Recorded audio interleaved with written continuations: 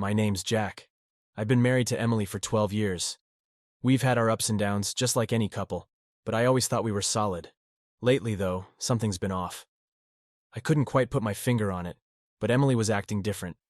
She was more distant, always on her phone, and she started dressing up more than usual, even on days when she said she was just meeting up with her friends or running errands. It all started to change about 6 months ago, right after her high school reunion. Emily was excited about the reunion, talking nonstop about old friends she couldn't wait to see again. I was happy for her.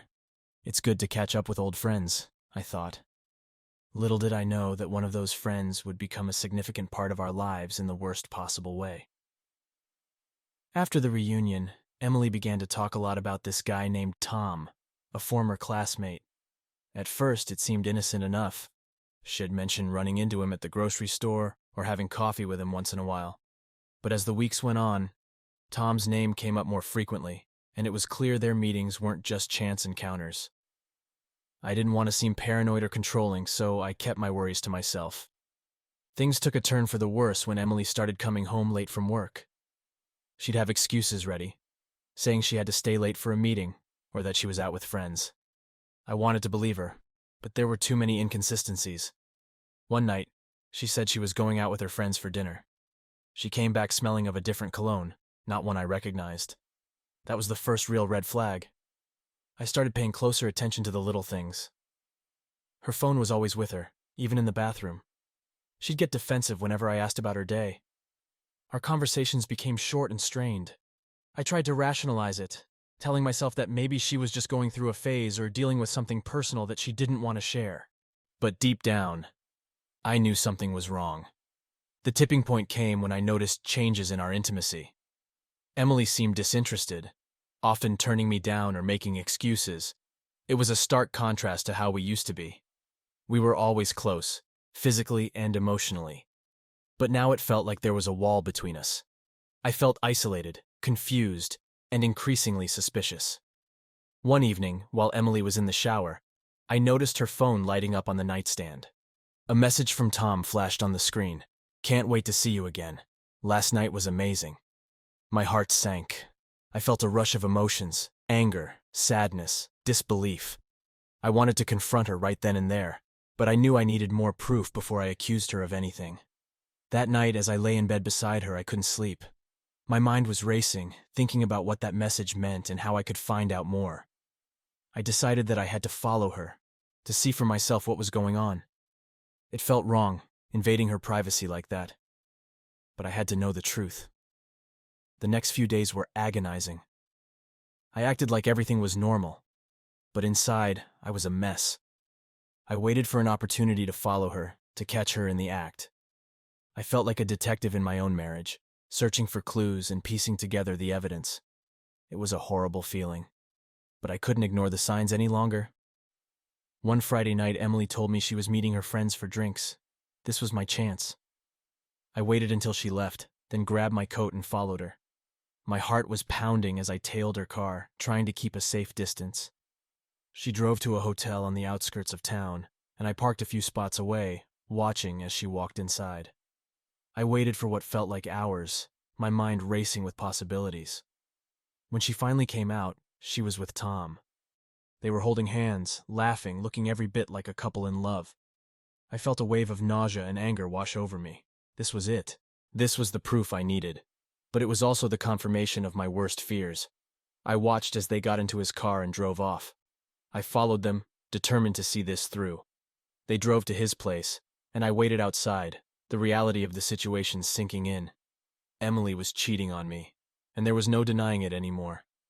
The next steps wouldn't be easy, but I had to confront her. I had to face the truth and decide what to do next. The marriage I thought was solid was crumbling, and I had to figure out how to pick up the pieces. The shock of seeing Emily and Tom together weighed heavily on me as I drove home. I felt like I was on autopilot, my mind a swirl of emotions and questions. How long had this been going on? Why didn't I see the signs earlier? What was I going to do now? The next morning, I decided to gather more evidence before confronting Emily. I needed to know the full extent of her betrayal. I started by checking her phone when she was in the shower. It was risky, but I had to know. My hands trembled as I scrolled through her messages. There it was, clear as day. Dozens of messages between her and Tom, filled with sweet nothings, plans for their next meeting, and intimate details of their encounters. My heart broke reading those messages. The woman I loved, the woman I had built a life with, was sharing her heart and body with another man. It was like a punch to the gut. But I needed more than just texts. I needed undeniable proof. I decided to follow her again, this time prepared to document everything. That afternoon, Emily told me she was going out to run some errands. My instincts told me she was lying. I waited for a few minutes after she left, then grabbed my keys and followed her. Sure enough, she drove straight to Tom's place. I parked discreetly and watched as she went inside. This time, I wasn't going to just sit and wait. I needed to see it with my own eyes. I walked around to the side of the house, staying hidden. The curtains were partially drawn, but I could see enough. Emily and Tom were in the living room, laughing and kissing. My blood boiled. I took out my phone and started recording. I needed this evidence for what came next. As painful as it was, I kept watching. They moved to the bedroom and my heart sank further. I couldn't bear to see more, but I forced myself to keep recording. Emily's betrayal was now undeniable. I had all the proof I needed. I waited until they were finished and Emily left. I followed her back home, my mind racing with thoughts of confrontation and revenge. The evidence I had gathered was damning, and I was ready to confront her. That evening, I waited for the right moment. After dinner, I told Emily we needed to talk. She seemed taken aback by my serious tone, but followed me into the living room. I took a deep breath, trying to steady my nerves. "Emily, I know about you and Tom," I said, my voice trembling with anger and hurt. Her face went pale, and she opened her mouth to speak, but no words came out. I continued, "I followed you, I saw you at his place, and I have the messages. Don't even try to deny it." Tears welled up in her eyes, but I couldn't feel any sympathy. "Jack, I'm so sorry," she whispered. "I never meant for this to happen." "Sorry?" I snapped. "You've been lying to me for months. You betrayed me, our marriage, everything we built together. How long has this been going on?" She hesitated, then said, "Since the reunion.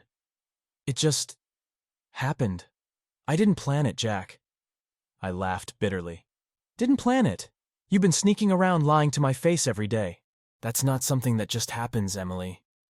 She started crying, and for a moment, I felt a pang of the old love I had for her. But it was quickly overshadowed by the betrayal. "Why, Emily? Why him? What did he give you that I couldn't?" "I don't know," she sobbed. "It started as just catching up, and then I felt alive with him. I'm sorry, Jack. I'm so sorry." Her words stung, but I needed to stay focused. "Alive? And what about me? What about us? Do you even care about what you've done?" She looked up at me, her eyes red and swollen. "I do care, Jack. I love you. I never wanted to hurt you." "Well, you did," I said coldly. "I don't know if I can ever forgive you for this." The room fell silent, the weight of her betrayal hanging heavy in the air. I knew our marriage was shattered, and the road ahead was uncertain. But one thing was clear. I couldn't let this slide. Over the next few days, I struggled to process everything. Emily tried to apologize, but her words felt empty. I needed to channel my anger and hurt into something. That's when I decided to take action. I started by gathering all the evidence I had, messages, videos, and photos. I compiled everything into a neat folder. Then I contacted a lawyer. I wanted to know my options, how I could protect myself and make sure Emily faced the consequences of her actions. The lawyer was sympathetic and efficient. He explained that with the evidence I had, I could file for divorce and potentially sue Emily for infidelity, affecting the division of our assets. It was a small comfort, knowing I had some control over the situation. I also decided to confront Tom. I wanted him to know the damage he had caused. I found his address and drove over, my heart pounding with rage. When he opened the door, he looked surprised to see me. "Jack, what are you doing here?" he asked, trying to sound casual. "I know about you and Emily," I said, my voice cold and steady. "I know everything." He paled, glancing around nervously. "Look, man, I didn't mean for any of this to happen." "Save it!" I snapped. "You destroyed my marriage. I hope it was worth it." Without waiting for a response, I turned and left. It wasn't much. but confronting him gave me a small sense of closure. Back home, I began the process of filing for divorce. Emily pleaded with me to reconsider, to give her another chance, but my trust in her was shattered. The pain of her betrayal was too deep to forgive easily. As the divorce proceedings began, I felt a mix of emotions: sadness, anger, and a strange sense of relief. The evidence I had gathered made the process smoother, but it was still painful to see our life together being dismantled piece by piece. I found solace in small acts of revenge. I posted the evidence of Emily's affair online, making sure her friends and family saw it. It was petty, but it felt good to expose the truth. Emily was furious, but there was nothing she could do about it. She had made her choices, and now she had to face the consequences. The divorce was finalized within a few months. I got the house and most of our savings, thanks to the evidence of her infidelity. Emily moved out, and I started the slow process of rebuilding my life. With the divorce finalized, I turned my attention to the legal aspects of what had happened. My lawyer suggested suing Emily for emotional distress and infidelity, something that could potentially award me further financial compensation. It wasn't about the money, but about making sure she understood the gravity of her actions. The legal battle was grueling. Emily tried to fight back, but the evidence was overwhelming. In the end, the court ruled in my favor, awarding me a substantial sum. It was a hollow victory, but it felt like a step towards reclaiming my dignity. During this time, I also discovered something that shocked me even more. As I was going through Emily's messages for the court case, I found conversations between her and Tom discussing how she could get more of my property and money if we divorced. It was clear that their affair wasn't just about passion, it was calculated and manipulative. This revelation fueled my resolve to ensure they both faced consequences. I exposed these messages in court, further damaging Emily's credibility and painting a clear picture of her betrayal. It was painful to read those messages, but it reinforced my decision to move on from her completely. With the legal battles behind me, it was time to focus on rebuilding my life. The house, once filled with memories of our marriage, felt empty and cold.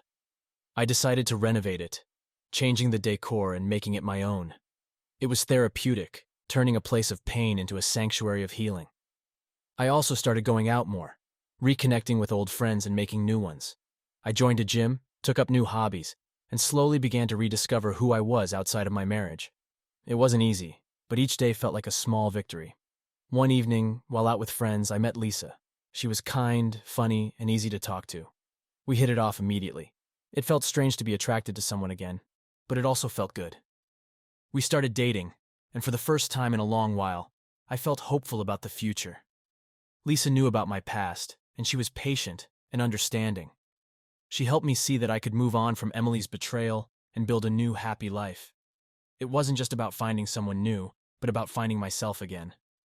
Looking back, the journey from suspicion to betrayal, and from revenge to healing, was one of the hardest things I've ever faced.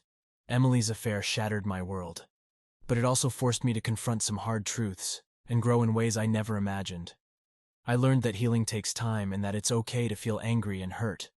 I discovered the importance of self-care and surrounding yourself with supportive people. And most importantly, I realized that moving on isn't about forgetting the past, but about building a future that's even stronger. My life with Lisa is a testament to that growth. We've built a relationship based on trust, respect, and love. It's not perfect, but it's real. And that's more than I could have hoped for when my world first fell apart. Emily's betrayal was a painful chapter in my life, but it didn't define me. I emerged stronger, wiser, and ready to embrace whatever the future holds. And for that, I'm grateful.